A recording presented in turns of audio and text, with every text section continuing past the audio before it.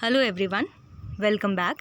Today we are going to talk about thyroid function और मैं आपको कुछ लाइफ सेवर विटामिन्स और मिनरल्स बताऊंगी जिससे आप अपने हाइपोथायरॉयडिज्म को कंट्रोल कर सकते हैं. So number 1 is selenium.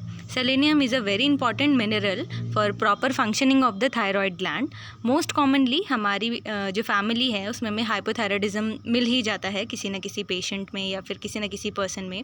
ज़्यादातर फीमेल्स में हाइपोथायरॉयडिज्म के केसेस ज़्यादा आपको देखने के लिए मिलते हैं. तो सबसे पहला सवाल है कि कहाँ हम सेलेनियम को ढूंढें. तो उसके लिए मैंने बनाया है नेचुरल जो प्रोडक्ट्स हैं जिसमें ब्राज़ील नट्स हैं. ब्राज़ील नट्स में सबसे ज़्यादा मात्रा में सेलेनियम पाया जाता है.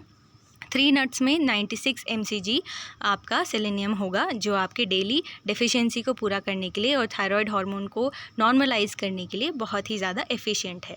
अगर आपको ये नहीं मिलते हैं तो आप आलमंड से काम चला सकते हैं. बादाम खा सकते हैं. 4 बादाम में 6 से 10 mcg तक आपका सेलेनियम पाया जाता है. और कैश्यू खा सकते हैं. तो आप डेली डाइट में 4 बादाम और 4 काजू ऐड कर सकते हैं. ठीक है. अगर आप थायराइड बिल्कुल कंट्रोल नहीं हो रहा है, बहुत ज़्यादा आप डोज पे हैं, 125 mcg टैबलेट्स पे हैं, अगर आप उसे डाउन करना चाहते हैं, आपका लाइफस्टाइल मैनेज करना चाहते हैं, तो आप साथ में कैप्सूल्स भी आते हैं सेलेनियम कंसिस्टिंग जो मल्टीविटामिन कैप्सूल होते हैं उनको ऐड कर सकते हैं.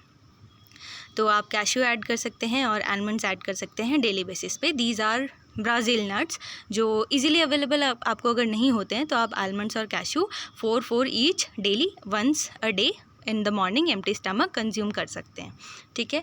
Second very important essential mineral is zinc. Zinc जो होता है हमारी थायराइड की फंक्शनिंग को बहुत अच्छे से मैनेज करता है, इसलिए हमें इसे खाना चाहिए. नेचुरल ग्रीन वेजिटेबल्स में अवेलेबल होता है. ग्रीन वेजिटेबल्स अगर आप को रोज़ नहीं आप एफर्ट कर सकते हैं तो आप थायराइड को मेंटेन करने के लिए जिंक टैबलेट भी वंस अ डे खा सकते हैं. ठीक है. Third point is zinc rich foods के बारे में मैं आपको कुछ बताऊंगी. अगर आपको सिर्फ डाइटरी सप्लीमेंट्स से ही जिंक को कंज्यूम करना है तो आप ओट्स खा सकते हैं. Oats is very healthy. आप पंपकिन सीड खा सकते हैं. ग्रीक योगर्ट इंडिया में इतना कॉमन नहीं है तो आप ओट्स को कंज्यूम कर सकते हैं. पंपकिन सीड्स को कंज्यूम कर सकते हैं. अगर आप नॉन वेजिटेरियन हैं तो आप क्रैब्स खा सकते हैं या ऑयस्टर्स खा सकते हैं. और अगर आप वेजिटेरियन हैं तो आप मशरूम्स खा सकते हैं, चिक पीस खा सकते हैं जिनको हम छोले कहते हैं. और मशरूम्स वेरी कॉमन है. These are very good source of zinc. Third very important vitamin is B complex vitamin.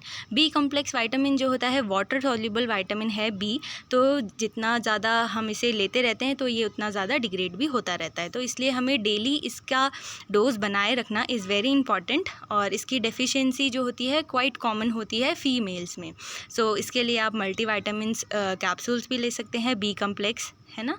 या फिर आप रॉ वेजिटेबल्स खा सकते हैं. डेयरी प्रोडक्ट को इंक्लूड कर सकते हैं. और जिसमें डेयरी प्रोडक्ट में आपका जो मिल्क है वो बहुत ही ज़्यादा रिच सोर्स है बी कॉम्प्लेक्स की डेफिशिएंसी को कम करने के लिए. और फ्रूट्स लाइक बनाना आप डेली डाइट में इंक्लूड कर सकते हैं. बनाना आप एम्प्टी स्टमक खाएं. That will be very helpful. Follow for more such videos. Thank you.